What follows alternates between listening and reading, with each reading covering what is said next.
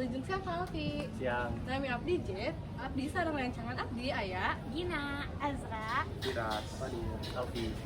Nah, satu acana abdi bade haturkeun nuhun ya Kang kalau kasempatan ieu sareng hapunten atau ngaganggu waktuna kusabab abdi sareng rencangan bade ngerjakeun tugas biografi di Kang Alfi. Nah, Kang Alfi kumaha kayana? Baik. Alhamdulillah. Alhamdulillah. Gitu langsung aja ya ke sesi wawancarana. Udah siap.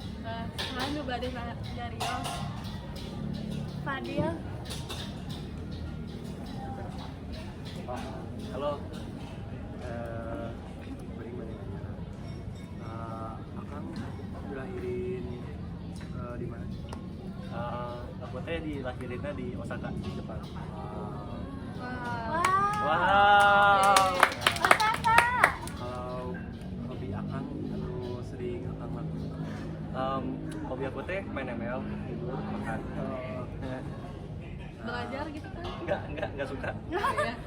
Tapi masuk FKUI. Hoki. Oh, Alhamdulillah. Fakta menarik akang anu jarang diketahui. Apa cok? Aku SMA-nya sama kayak kalian. Wow. Yeay! Bangga juga. Temun cita-cita akang kalau udah lulus apa? Jadi dokter. Amin. Dokter apa tuh Kang? Sebenarnya jadi dokter teh apa ya, ada beberapa pilihan. Dokter anak, dokter jantung, dokter anestesi, ya antara tiga itu. Tapi udah tau, masih lihat nanti.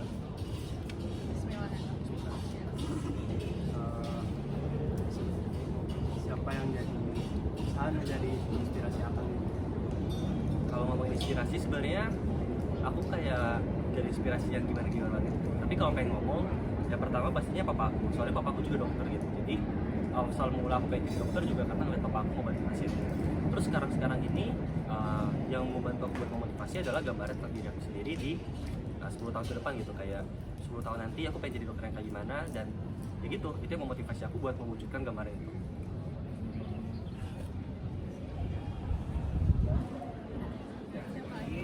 Aku. Nah, Ini ya. Naon momen pang berkesanan di kerbang. Naon momen pang berkesana dina hirup anjeun anu teu tiasa hilang. momen yang berkesan kalau sekarang ada dua ya. Pertama pas bisa masuk FKUI, kedua pas bisa masuk COC. Soalnya keren. Keren. Naon pandangan anjeun ngeunaan anak muda anu berprestasi ayeuna? Keren, dilanjutkan, semoga bisa memotivasi. Iya, karena aku tahu ya berprestasi itu tuh pasti kayak butuh disiplin diri yang tinggi, pasti butuh kayak ya segala macam lah ya, banyak effort yang dibutuhkan. Jadi buat yang udah berprestasi keren banget, dilanjutkan dan semoga bisa memotivasi teman-temannya gitu biar bisa lanjutin puncaknya dia. Yeay. Kumaha pandangan anjeun ngeunaan remaja zaman ayeuna? Ya kok, gimana ya? Pandangan aku tentang remaja zaman sekarang, Gen Z ya, jadi kayak terlihat lebih santai, terlihat lebih kayak fleksibel juga. Terus yang aku lihat perbedaan remaja-remaja sekarang dengan zaman dulu adalah kayak zaman sekarang itu tuh orang-orangnya balik yang kreatif gitu loh. Kayak kalau diberikan suatu tugas, mereka tuh kadang suka melakukannya tuh secara out of the box gitu. Kayak mungkin kalau orang-orang dulu mereka ngelakuinnya step by step sesuai sama peraturan yang ada. Tapi kalau anak-anak zaman sekarang aku ngeliatnya itu ketika mereka diberikan suatu tugas, mereka tuh cenderung buat kayak gimana ya cara aku bisa ngelakuin ini yang berbeda gitu sama orang lain. Gimana cara aku bikin tugas ini unik gitu. Jadi ya itu sih kayak bedanya. Anak-anak zaman sekarang lebih kreatif sih menurut aku. Terus sasaran ka Fakultas Kedokteran UI, naon pilihan sejeun anu anjeun dikahoyong? FK Unpad. Kunaon hoyong asup ka Fakultas Kedokteran UI? Sebenarnya yang pertama kenapa pengen masuk ke kedokteran itu karena ngeliat papa aku dokter. Terus aku kayak sering diajak buat ke kliniknya buat ngeliat papa aku kerja jadi dokter, ngobatin pasien-pasiennya. Jadi dari situ aku kayak tertarik nih buat jadi dokter. Terus kenapa UI? Soalnya UI yang paling bagus. Ya. Keren banget.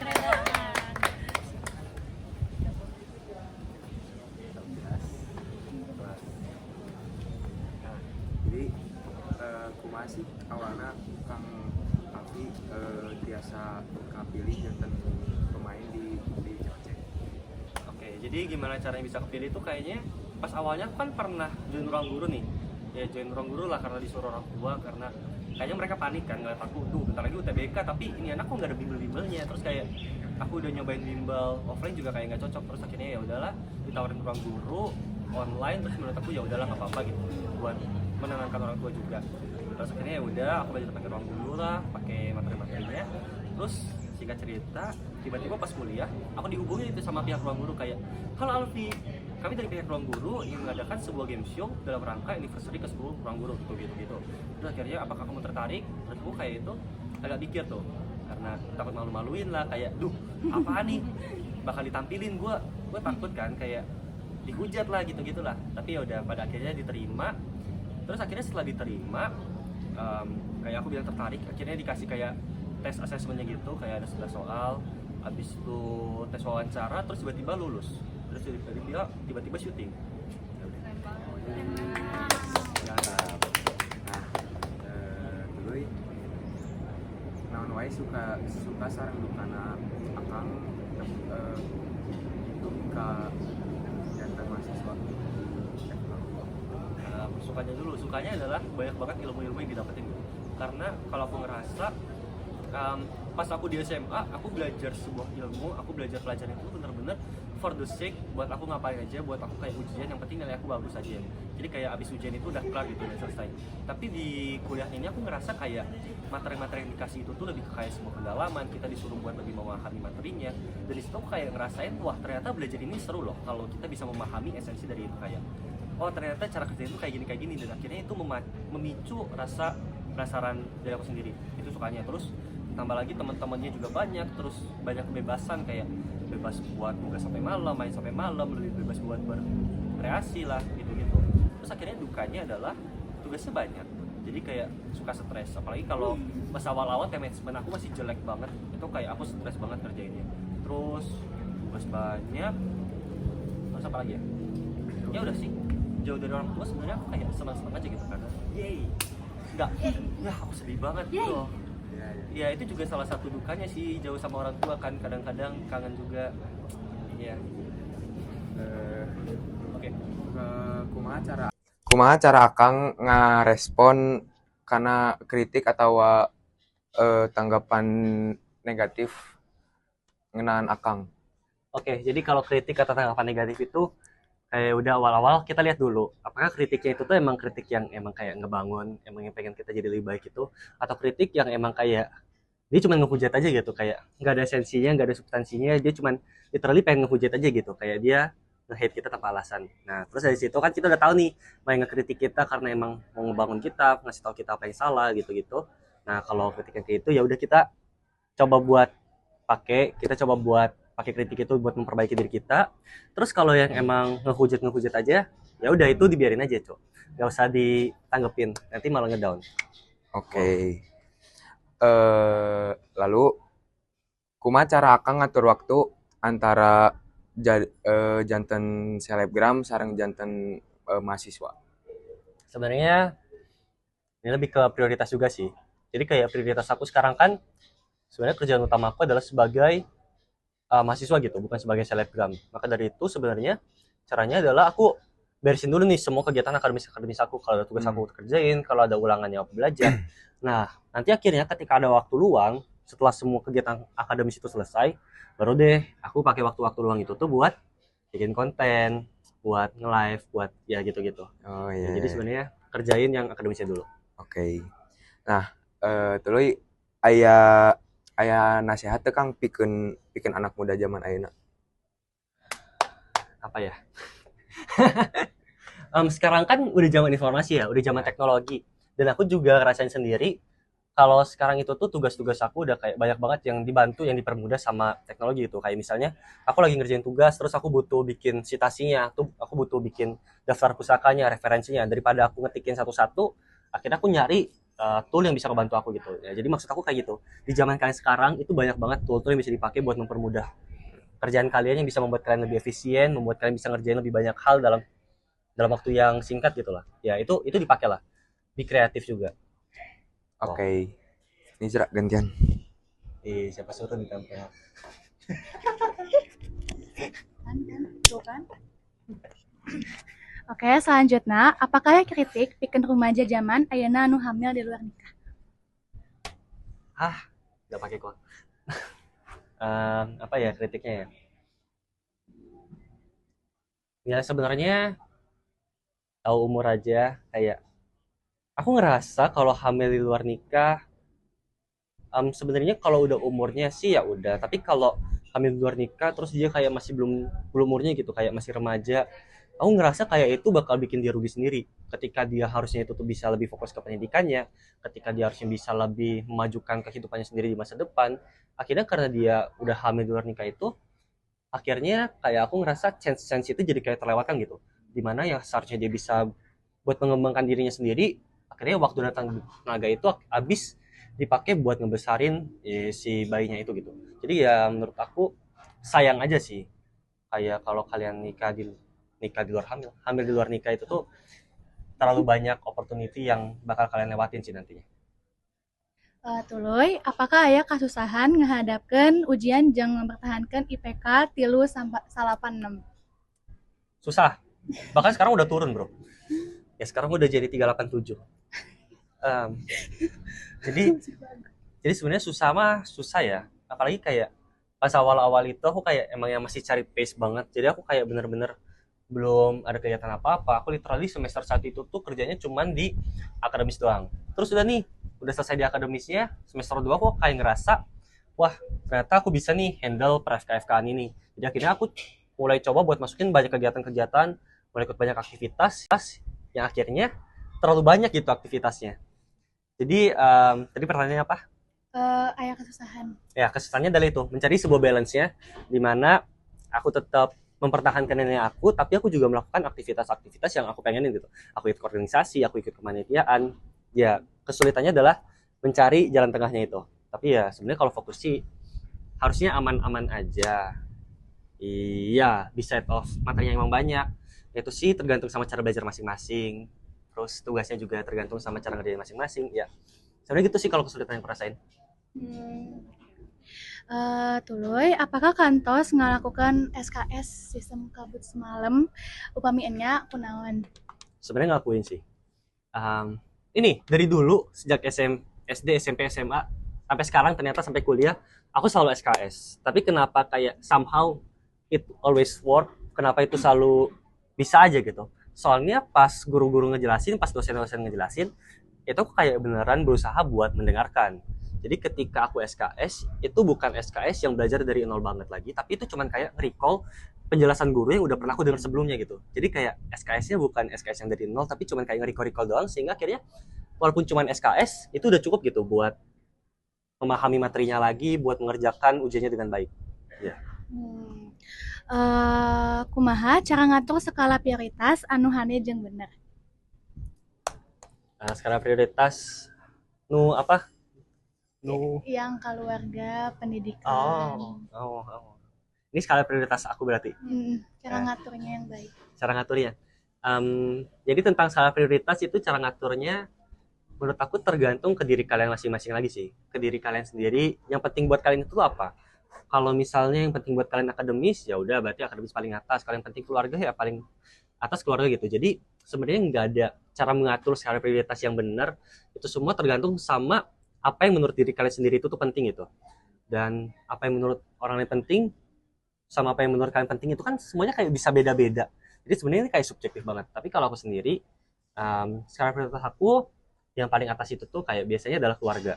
Terus habis keluarga aku baru pentingin akademisnya aku. Terus baru diri aku sendiri. Kayak kalau aku stres, aku burn out, ya udah mending aku tidur dulu, aku main dulu. Habis itu baru kegiatan organisasi, terus teman. Gitu. Lalu anu terakhir, tips sareng trik pikeun asup ka fakultas anu dipikir hoyong. Gimana ya? Pertama, kalian harus ngebayangin dulu gitu. Kayak kalian ada di fakultas itu, sehingga itu bisa kayak menjadi motivasi kalian buat bisa masuk ke dalam situ. Itu yang pertama adalah niatnya, adalah motivasinya. Ketika niat motivasi itu udah ada, kalian itu tuh pasti bakal ngelakuin ya orang normal itu bakal ngelakuin effort buat mewujudkan mimpi itu gitu. Tentang ngelakuinnya adalah dengan misalnya belajar terus buat masuk SNBP misalnya atau UTBK, berarti dia tryout terus, dia perhatiin materi-materi buat UTBK. Jadi sebenarnya yang penting itu pertama adalah visi yang jelas, pengen masuk kemana, terus setelah itu direncanain deh buat masuk ke sana, pengen masuknya itu tuh lewat jalur mana, terus direncanain lagi biar aku bisa masuk jalur sana apa aja yang harus aku lakuin, misalnya belajar sehari 3 jam atau sehari ngebahas 50 soal gitu. Jadi dari visi yang besar itu di breakdown menjadi kegiatan-kegiatan, goal-goal yang kecil-kecil yang bisa kamu lakuin secara sehari-hari gitu, yang gak terlalu besar. Terus ya udah, jalanin aja tiap hari, dan ya harusnya selama ada progres bisa tercapai. Semoga. Aya pertanyaan terakhir. Dupi anjeun tiasa nyarios sakedik ngeunaan riwayat hidup Kang Alfi. Artinya Riwayat apa? hidup Kang Alfi. Riwayat hidup. Iya. Riwayat hidup dari PG, SD, Kalau boleh. Dari SMP. SMP. Oke. Riwayat hidup aku. Aku SMP di Santa Angela. Terus pas di SMP itu aku kayak orang yang kayak males banget, sehingga akhirnya cara aku buat kabar dari itu adalah dengan aku ikut lomba. Soalnya dengan aku ikut lomba kan dispen, aku nggak usah ikut pelajarannya kan. Ya udah, jadi akhirnya di situ aku kayak nemuin gitu caranya adalah dengan dispen. Terus apa sih yang aku bisa waktu itu? Ternyata yang aku bisa waktu itu adalah MTK gitu. Jadi aku beneran kayak dispen gitu. Kayak pernah aku seminggu cuma masuk sehari doang, terus itu kayak itu lomba gitu. Ya itu aku gitu. Dulu aku males banget, jadi aku cara kabarnya dengan kayak gitu. Terus di SMP itu aku juga kayak orangnya nggak yang baik-baik banget. Aku badung bahkan di SMP itu kan aku di Santangela. Di Santangela itu tuh ada kayak sistem poin. Jadi di tiap awal tahun kita tuh dikasih 100 poin, terus kayak tiap pelanggaran poinnya dikurangin. Kayak misalnya bawa HP dikurangin 10. Terus kalau main kartu dikurangin 5, nggak pakai kaos dalam dikurangin 2, nggak pakai ikat pinggang dikurangin 2, atribut nggak lengkap dikurangin 2. Nah, aku selalu langganan poinnya itu tuh kayak yang paling rendah gitu. Bahkan pernah di kelas 2-nya, berarti di kelas 8, itu poin aku dari 100 sisanya tinggal 4. Kayak saking banyaknya pelanggaran yang aku lakuin gitu, kayak ya udah. Ya, sementara teman-teman aku for reference itu kayak sebagian besar masih ada di angka 90-an. Ya, jadi bisa kebayang. Aku sebenarnya pas SMP kayak yang ya udah gitu, badung kecil-kecilan lah. Terus udah nih masuk ke SMA, di SMA masih agak badung dikit, apalagi kelas 10 itu kayak beneran gak kerasa, soalnya online. Akhirnya goal aku setiap ada Zoom kelas itu adalah pas awal-awal, misalnya biologi Bu Nenden kan, tahu? Bu Nenden. Itu goal aku adalah pas pertama kali Bu Nenden nanyain pertanyaan, aku selalu nanya, terus udah habis itu aku off cam tidur. Karena aku tahu habis itu aku nggak akan di absen lagi, nggak akan ditanyain lagi, nggak akan dicariin lagi, tapi aku udah dapet nilai tambah. Gitu. Kayak ya itu salah satunya Bu Nenden. Maaf Bu Nenden kalau Bu Nenden makanya. Terus ya di Zoom lainnya juga gitu. Biasanya kalau bisa off cam, aku off cam, terus aku main HP, aku main mail gitu. Jarang banget aku dengerin. Ya maaf. Terus akhirnya udah gak ada. Terus akhirnya di kelas 11 ini udah masuk ke hybridnya ada online ada offline. Terus itu akhirnya barulah aku ngerasain kehidupan SMA yang sebenarnya gitu, kehidupan SMA yang ketemu sama teman-teman, kehidupan SMA yang ya beneran SMA gitu. Soalnya kelas 10 itu literally kayak libur setahun aja kita ngapa-ngapain. Tapi di kelas 10 akhirnya aku mulai ikut organisasi, aku mulai ikut kegiatan OSIS gitu, dan di situ aku baru ngerasain serunya gitu. Terus akhirnya di kelas 11 seru, ikut banyak organisasi, ikut banyak kegiatan. Terus di kelas 12 tiba-tiba udah waktunya buat ngejar PTN, kayak jadinya kayak nggak kerasa gitu, banyak juga event-event yang kelewat kan di 3 itu. Terus akhirnya kelas 12 aku belajar, terus pas akhir-akhir aku baru kayak ngeh gitu, loh kok ini orang-orang udah pada ikut bimbel, mereka ikut bimbel tuh buat apa gitu. Terus tiba-tiba diumumin eligible. Pas diumumin eligible itu aku kayak belum tahu gitu, eligible ini fungsinya buat apa. Ternyata SNBP. Terus SNBP ini buat apa gitu, aku belum tahu. Terus akhirnya buat kuliah. Soalnya dari SD, SMP, SMA aku tuh udah kayak kebiasa disuapin gitu loh. Kayak dari SD aku udah disuapin gitu, aku pasti masuk SMP sini. Terus dari SMP aku udah disuapin, aku pasti masuk SMA sini. Tapi tiba-tiba dari SMA ke kuliah itu kayak aku kayak ngerasain pertama kalinya aku nggak disuapin gitu. Kayak pertama kalinya aku harus nyari kuliahan aku sendiri. Akhirnya pas SNBP eligible itu aku baru nge gitu kalau waktunya itu tuh udah bentar lagi sampai aku masuk ke jenjang yang berikutnya, sementara aku belum nyiapin apa-apa. Akhirnya ya udah deh, aku jalanin, aku masukin FKW pilihan tunggal waktu itu. Soalnya ya emang FKW harga mati. Karena ya apa ya? Aku pengen masuk FK, tapi FK-nya kalau bukan di UI itu kayak feels off aja gitu. Jadi kayak terus aku pede gitu kan. Kalau aku masukin pilihan duanya misalnya FK Unpad, aku pede tiba-tiba keterima, padahal aku nggak mau di FK Unpad. Ya, makanya aku cuma masukin FKW pilihan tunggal dan seperti yang diduga pasti nggak keterima. Ranking aku cuma ranking 44 waktu itu. Terus akhirnya ya udah aku belajar UTBK. Nah, sebenarnya waktu aku belajar UTBK itu juga karena aku bilang tadi aku ada visi pengen masuk FKW gitu. Sebenarnya aku juga bukan tuh, aku lebih ke kayak aku belajar UTBK for the sake karena aku emang suka sama soal-soalnya aja. Karena menurut aku soal-soal dari UTBK ini menyenangkan gitu. Makanya aku kayak belajarin. Terus aku juga punya teman yang teman kompetisi juga kayak Pak tinggi nilai UTBK. Jadi sebenarnya motivasi aku belajar UTBK itu tuh adalah itu gitu. Masuk FKW itu kayak side missionnya waktu itu. Terus ya udah ternyata akhirnya setelah dijalanin masuk, terus ya udah aku di FKW sekarang. Yeay. Yeay. Ya. Hatur nuhun ya Kang Alfi, parantos sumping sareng ngeluangkan waktu pikeun kawaler pananya-pananya ti urang sadaya. Abdi sadaya haturkeun nuhun ka Kang Alfi. Kanggo kasabaran sareng welas asih Kang Alfi. Mugi wawancara ieu manfaat kanggo urang rencangan sadaya. Nah, upami dina wawancara ieu aya kalepatan sareng kakirangan, hapunten ya Kang.